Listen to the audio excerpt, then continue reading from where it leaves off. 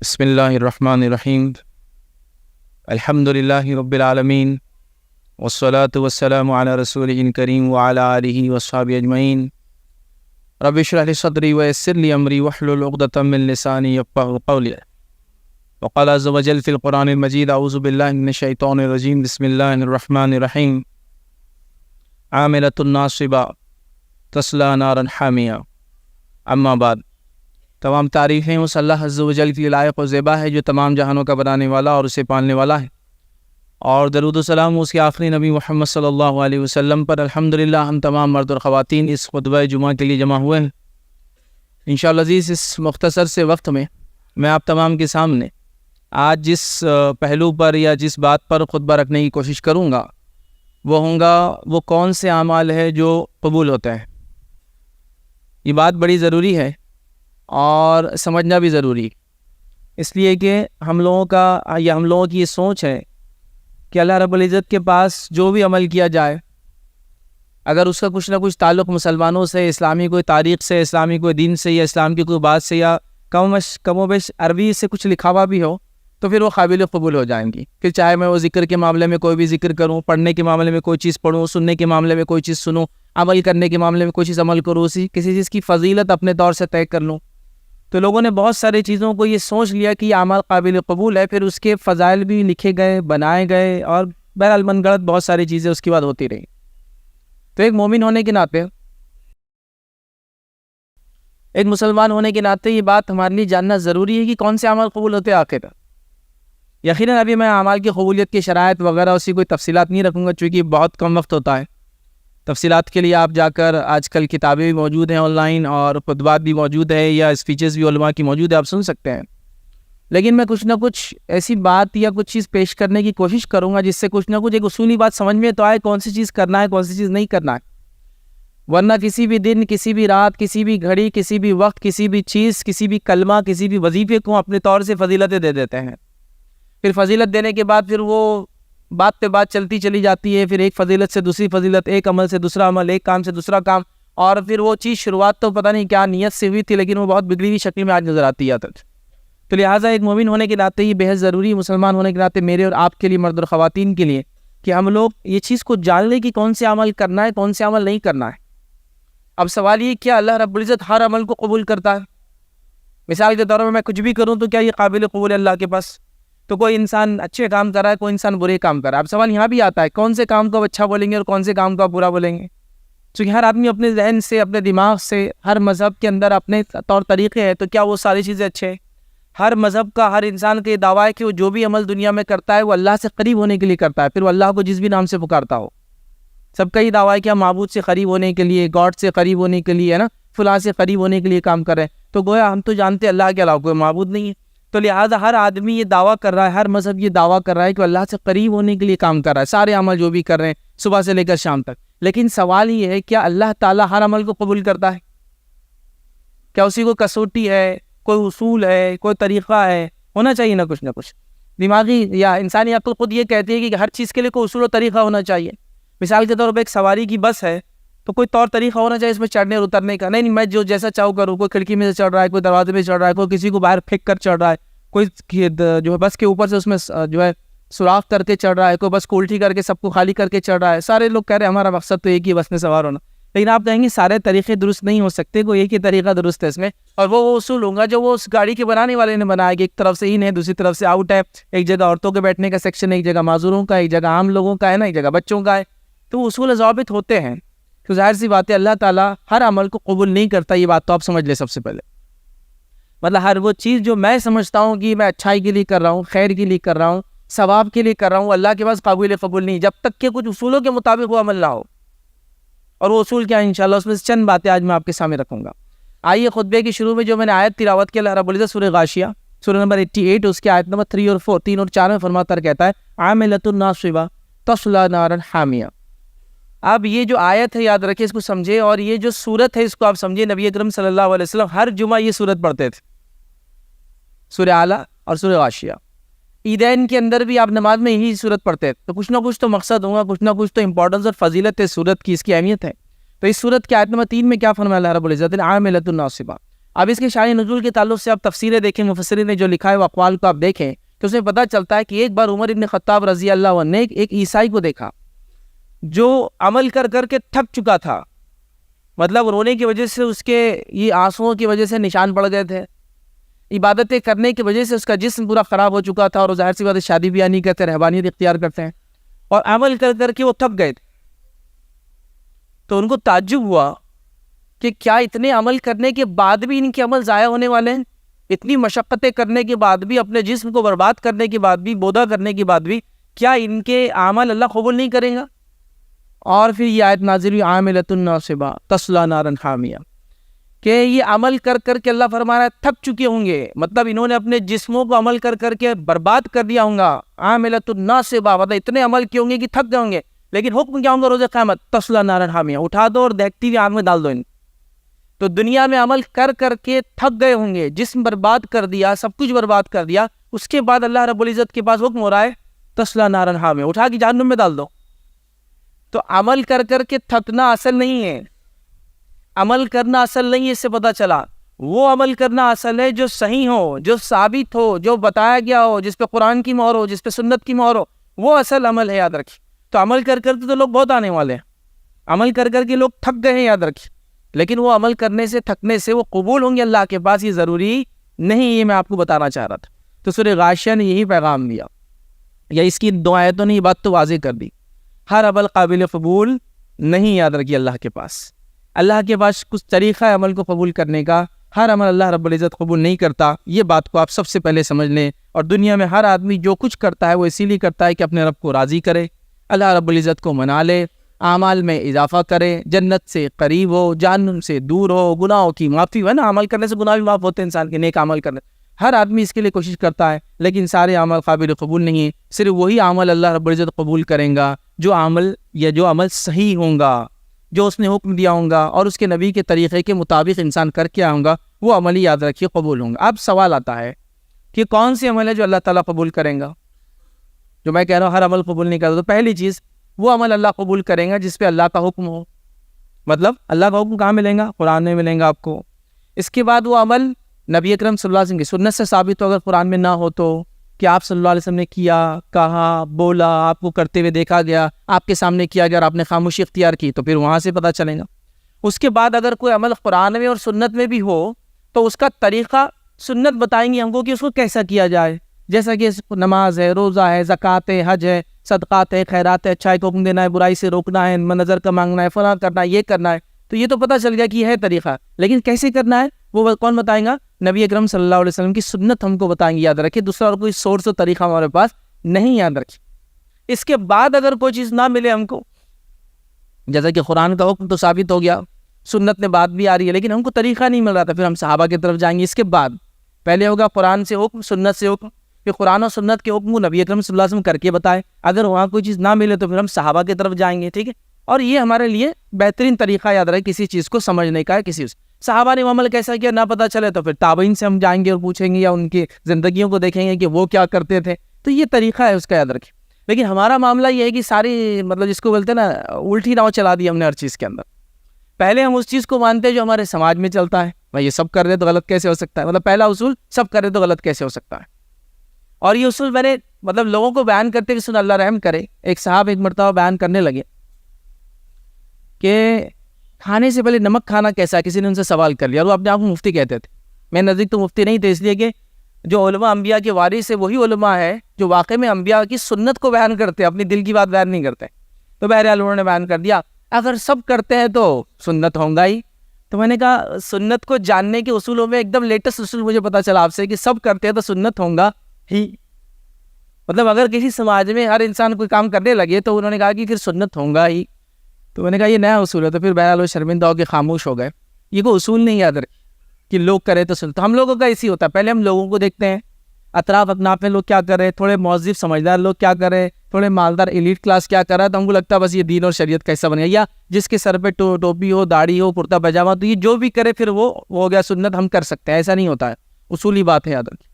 تو اللہ کی کتاب کا حکم ہو یا نبی اکرم صلی اللہ علیہ وسلم کی سنت میں حکم ہو، اور نبی اکرم صلی اللہ علیہ وسلم کی سنت سے پتہ چلیں گے اللہ کے حکم پہ عمل کیسا کرنا ہے، سنت پہ عمل کیسا کرنا ہے، نہ ملے تو صحابہ کی زندگی بھی جائیں گے، صحابہ زندگی سے نہ ملے تابعین، اس طرح سے ہم آگے جائیں. ہم لوگ پورا الٹا چل رہے ہیں، پہلے سماج کو دیکھ رہے ہیں فلاں فلاں، پھر کتاب کی بات تو ایک دم آخر میں ہو رہی ہے جب جھگڑا بہت بڑھ جا رہا ہے، کوئی بات سامنے والا سمجھا رہا ہے اور وہ سمجھ میں نہیں آ رہی سامنے والے.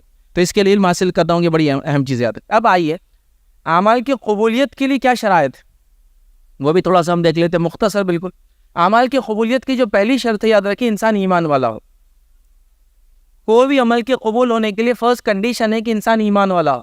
اگر انسان ایمان والا نہ ہو، نماز پڑھے تو اس کو کوئی فائدہ نہیں، ایمان والا نہ ہو، روزے رکھے تو کوئی فائدہ نہیں، ایمان والا نہ ہو، اور صدقات کرے کوئی فائدہ نہیں، ایمان والا نہ ہو، اور انسانیت کی بھلے کی کئی کام کرے، ہاں اس سے اس کا جہنم کا عذاب ہلکا ہوگا لیکن وہ جنت میں نہیں جائیں گے اس کی وجہ سے. تو پہلی شرط ہے ایمان لائے عمل کے قبول ہونے کے لیے. دوسری کنڈیشن یاد رکھیں عمل کی قبولیت کے لیے وہ صحیح نیت ہو عمل کرنے کے لیے، مطلب انسان اچھی نیت سے عمل کو شروع کرے.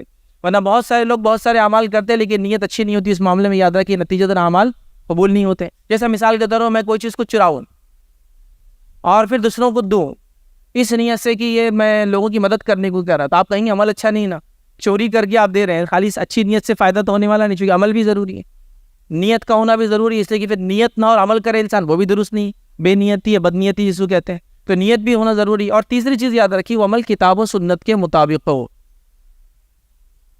یا اگر ایک ایمان والا ہے تو اس کے لیے یوں کہہ سکتے کہ پہلی چیز وہ اللہ کا حکم ہو عمل، انسان جو ہے خالص نیت کے ساتھ کرے، اچھی نیت کے ساتھ کرے اور نبی کے طریقے پہ کرے. یہ بھی کہہ سکتے ہیں علماء نے الگ الگ 3 شرائط جو اعمال کی قبولیت کے لکھے ہوئی ہے، لیکن یہ موٹی بات یہ ہے کہ ایمان والا ہو، نیت صحیح ہو، اور تیسری چیز ہے کتاب اور سنت کے مطابق وہ عمل ہو، تو ہی اللہ کے نزدیک وہ عمل قابل قبول ہے. یاد رکھ اس بات کو ہم سمجھ لیں، یاد رکھ کتاب و سنت کے مطابق ہونا چاہیے. اب آئیے آگے بڑھتے ہیں. اب ہم جو بھی کام اپنے زندگی میں کریں ہم چیک کر لیں کیا ہمیں ایسا کر رہے ہیں، کیا وہ اللہ کا حکم ہے، کیا نبی اکرم صلی اللہ علیہ وسلم کا حکم ہے، کیا نبی اکرم صلی اللہ علیہ وسلم کو کوئی چیز ثابت ہے، کیا صحابہ نے وہ عمل کیا، وہ چیز ہم کو دیکھنا بے حد ضروری. یاد رکھیے ورنہ اگر کوئی چیز ثابت نہ ہوئی ہم ساری زندگی کیوں نہ کرتے چلے جائیں، وہ اللہ کے پاس روز قیامت قابل قبول نہیں ہوں گی اور وہ اٹھا کر اعمال منہ پر واپس پھینک دی جائیں گے. اور یہ کتنی شرمندگی کی بات ہوگی کہ انسان کے لیے کہ دنیا میں عمل کیا لیکن جانچا نہیں کہ عمل درست ہے نہیں، اور آخرت میں چلا گیا اللہ کے پاس اور اس کو اجر و ثواب اس کا نہ ملے. یاد رکھ تو بڑی ڈینجرس بات ہے. یاد رکھیے تو لہٰذا ہم کو عمل ثابت ہے نہیں وہ جاننا ہے. یاد رکھیے اور جاننے کے بعد یاد رکھیے اس کے مطابق ہم کو کام کرنا ہے. اب آئیے ہم لوگوں کا جو معاملہ ہے، یہ جو چیزیں میں دیکھ رہا ہوں ماحول میں، انشاءاللہ عزیز ہر سال، ہر مہینے، ہر ہفتے، ہر دن مسلمانوں کے پاس کوئی نہ کوئی ایسی چیز ہے اس کو ثواب کے طور پہ کیا جا رہا ہے، اور پھر اس کے لیے من گھڑت باتیں بیان کی جا رہی ہے، اس کے فضائل بیان کی جا رہے ہیں. یقیناً اب ایسا سال کے اندر کئی رسومات مسلمان کرتے ہیں اور کئی باتیں ہوتی ہے. ہمارے پاس اتنے جمعے تو نہیں ہیں کہ ہر جمعے میں ہم ہر بار اس کا رد کرتے رہے. اصولی بات بتا دی جائیں گی، کنڈیشنل چیزوں کو آپ فٹ کر لیں اور جان لیں وہ صحیح ہے غلط ہے. کیونکہ ہر بار کسی کو بتانا ہے کہ یہ پتھر ایسا ہے، یہ سڑک ویسی، اس سے اچھا اصول بتا دے کہ کون سا پتھر اچھا ہے، کون سی سڑک اچھی ہے، کس کو دیکھا جائے کس کو نہ دیکھا جائے. چونکہ ہر بار بولتے رہیں گے تو ایسا ہو جائیں گے کہ پورے مہینے کے جو ہے سال بھر کے جمعے اسی میں چل جائیں گے کہ اب یہ مہینہ آ رہا ہے اس میں غلط ہے، اب وہ مہینہ آ رہا ہے اس میں غلط ہے. کہاں تک بتائیں گے بھائی؟ اصولی بات سیکھ لو کہ کون سی چیز صحیح ہے کون سی غلط ہے. اب اصول سے دیکھو اور اس کو جس کو کہیں گے سمجھ لو، ورنہ ہر بار کون آگے سمجھائیں گا کہ فلاں لفظ کے یہ چیز غلط ہے، یہ چیز. جیسا مثال میں دے رہا ہوں A+B=C ہوتے ہیں نا میتھس کے جو بچے وہ جانتے ہیں کہ الف جمع با = جیم، سمجھ لیجیے ایک اصول ہے. اب الف اور با کچھ بھی ہو سکتا ہے، اور بھی کچھ 2+2 A2 ہے B2 ہے = کیا ہوگا آنسر 4 آ جائے گا. تو میں اصولی بات کر رہا ہوں. اب ہر بار 2 3 جمع 3 3 جمع 4 نہیں بتانے کی ضرورت ہے، اور سمجھ A+B=C اصولی بات سیکھ لیجیے تو پھر آپ ہر رسوم، ہر بات کو، ہر بدعت کو، ہر خرافات کو، ہر چیز اس میں ڈال لیں.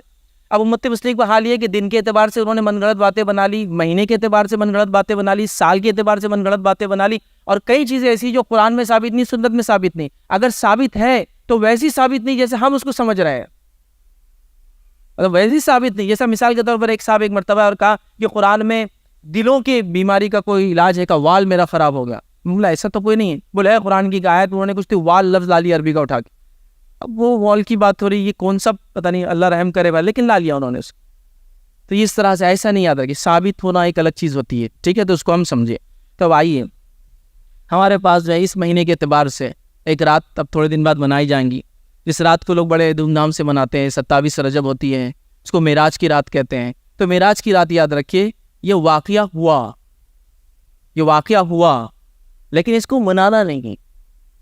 واقعہ ہوا، جیسا مثال فتح مکہ ہوئی اس کو مناتا ہے، جنگ بدر ہوئی اس کو مناتا ہے، صلح حدیبیہ ہوئی اس کو مناتا ہے.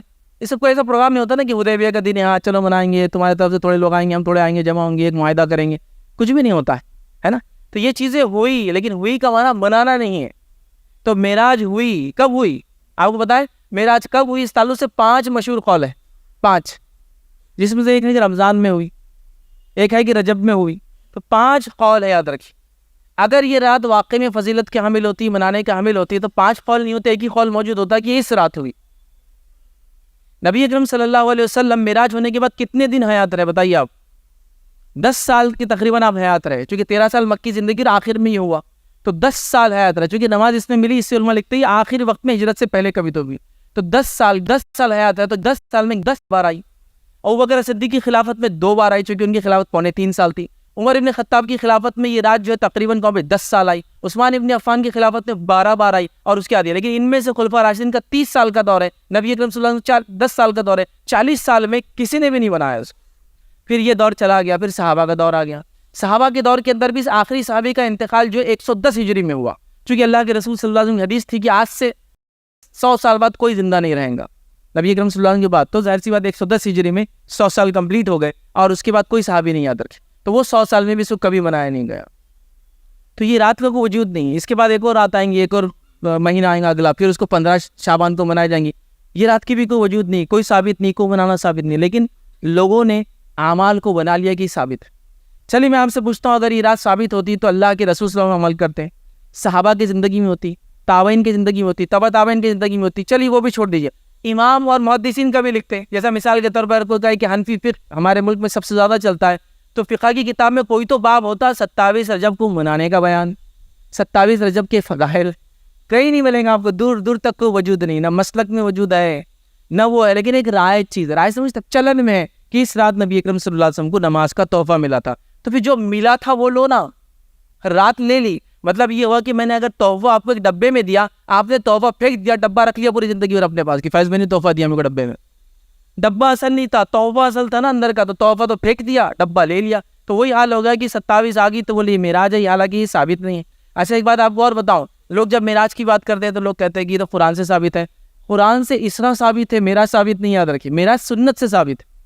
اس سفر کے آسمانی 2 حصے تھے. ابھی وقت نہیں ہے کہ میں پورا سفر رکھوں، جس کو دیکھنا یوٹیوب پہ آلریڈی میرا لیکچر اپلوڈڈ ہے. 2 حصے ہیں. پہلا سفر مسجد حرم سے لے کر مسجد اقصی، اس کو کہتے ہیں اسراء، اور مسجد اقصی سے لے کر آسمان کے سفر کو کہتے ہیں معراج، الاسراء والمعراج. تو قرآن میں اسراء کا ذکر ہے، معراج لفظ کا ذکر قرآن میں بھی نہیں ہے. سمجھ رہا؟ تو لہٰذا اگر قرآن میں ہے بھی ذکر اس کا اسراء کا، تو اس کو منانا نہیں ہے. منانا کیوں نہیں ہے؟ نبی اکرم صلی اللہ علیہ وسلم نے نہیں منایا. منانا کیوں نہیں ہے؟ صحابہ نے نہیں منایا. منانا کیوں نہیں؟ تابعین نے نہیں منایا. منانا کیوں نہیں؟ سلف صالحین نے کبھی اس کو نہیں منایا.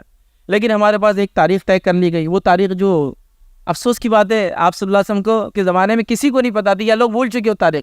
5 میں سے ایک بتائی جاتی ہے. اب سوال یہ کوئی اتنی اہم رات ہوتی تو ظاہر سی بات ہے اس کو لکھا جاتا کہ یہ رات ہوا فلاں ہوا.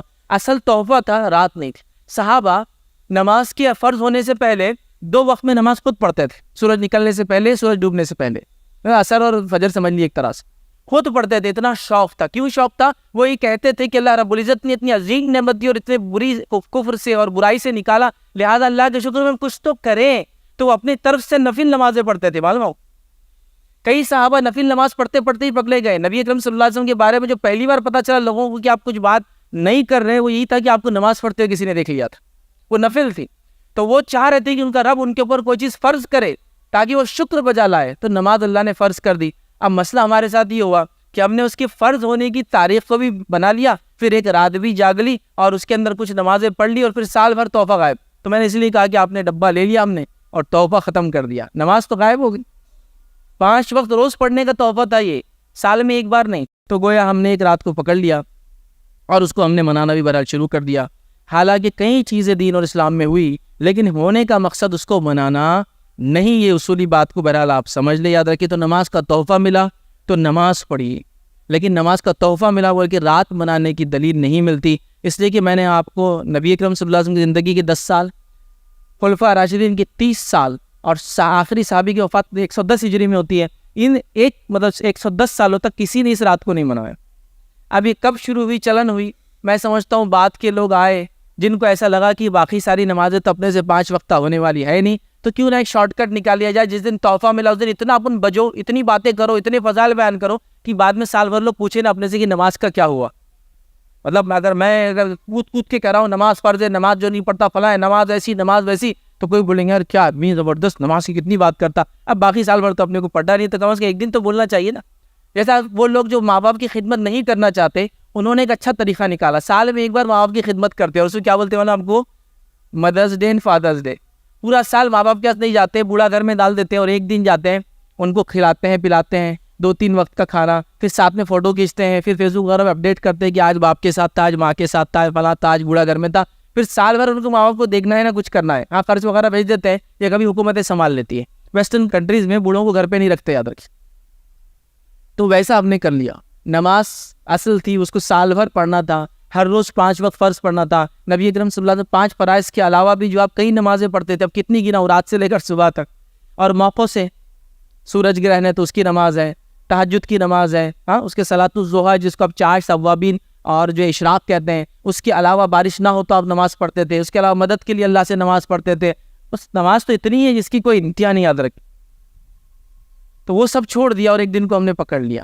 تو اب سوال یہ آیا کہ کیا ایسی رات، ایسا دن، ایسی گھڑی کسی کی فضیلت جو ثابت نہیں، منانا کیسا ہے؟ تو یاد رکھیے منانا بدعت ہے.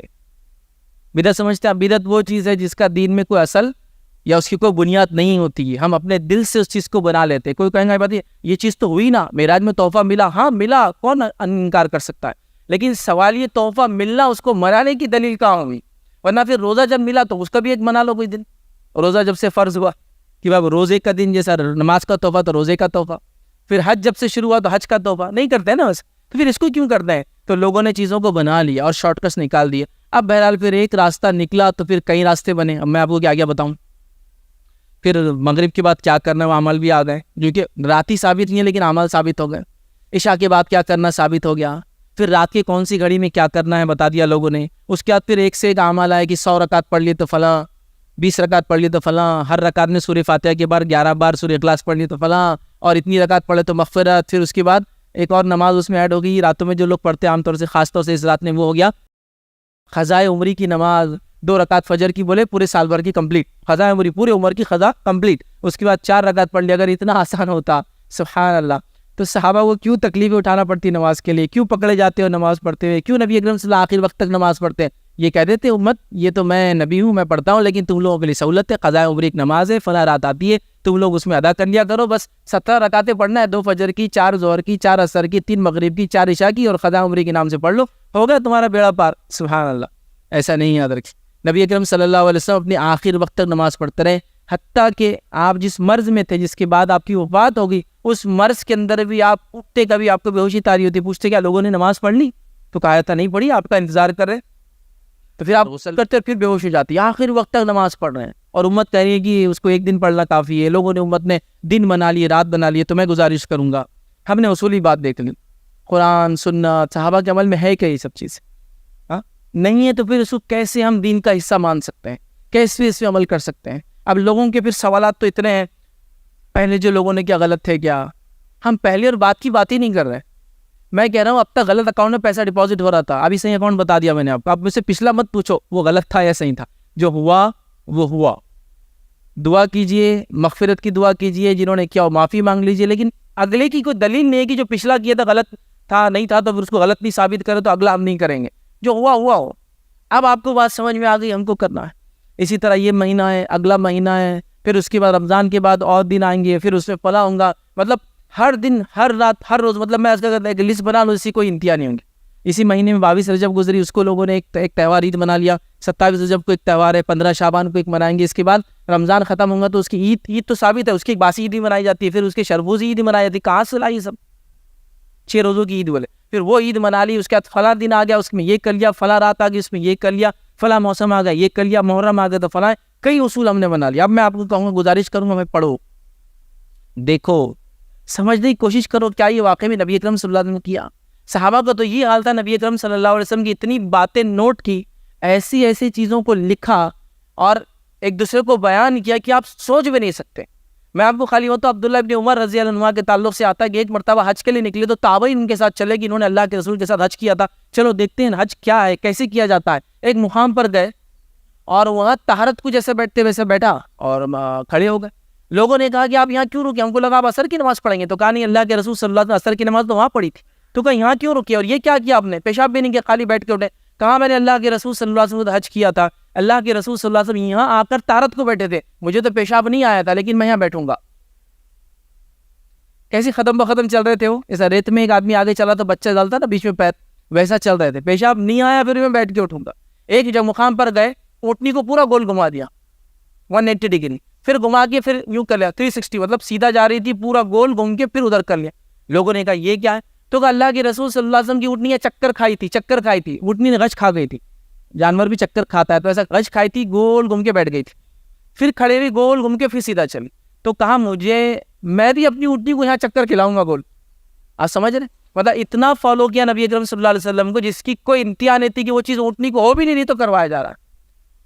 نبی اکرم صلی اللہ علیہ وسلم جہاں خطبہ دیتے وہاں ایک جھاڑ تھا، جس جھاڑ کی وجہ سے اللہ کے رسول سر نیچے کرتے تھے، اس کی ٹہنی تھی نا وہاں، تو سر نیچے کرتے تھے۔ تو آپ کو پتا ہے وہ جھاڑ کٹ گیا تھا، تب بھی صحابہ وہاں سے جاتے تو اپنا سر کو تھوڑا نیچے کر کے جاتے تھے، کیوں؟ نبی نے کیا تھا نا ویسا کام۔ اب جھاڑ تو نہیں ہے وہاں لیکن نبی نے کیا تھا۔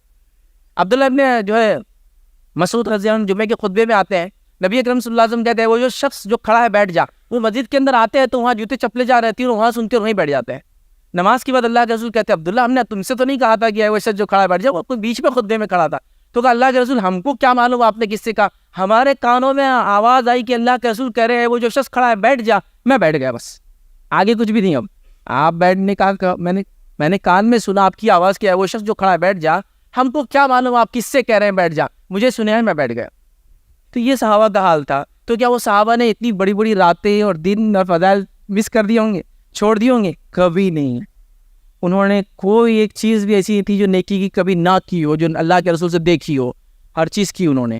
تو لہٰذا اب یہ سوچنے کی ضرورت نہیں کہ ہم لوگ کوئی نئی چیز ڈھونڈ کے لا سکتے ہیں، دین اور شریعت مکمل ہو گئی۔ تو لہٰذا اب کوئی بھی کام دل سے نہیں کرنا ہے، کتاب اللہ، سنت رسول اللہ، صحابہ کا عمل، اس میں دیکھنا ہے، اگر ملے تو ٹھیک، ورنہ چھوڑ دیجئے۔ چاہے کتنے سالوں سے کر رہے ہو، کتنے زمانے سے ہو رہا ہو، کتنے لوگ کر رہے ہو، اس سے کچھ نہیں ہوتا۔ اب کچھ لوگوں نے ایک بات بیان کی، اس سے بات ختم کروں گا، نہیں بھائی اسی بہانے سے لوگ نماز پڑھ لیتے ہیں۔ سبحان اللہ، اگر ہم کو دین پہ عمل بہانوں سے ہی کرانا ہے تو بس پھر تو معاملہ انسان کا بڑے غرق ہونے والا ہے۔ بہانوں سے، اسی بہانے نماز پڑھ لیں گے تو پھر 2 راتیں کیوں؟ ایسا ہر مہینے ایک رات بنا لو، پھر بہانے سے لوگ نمازیں پڑھتے رہیں گے۔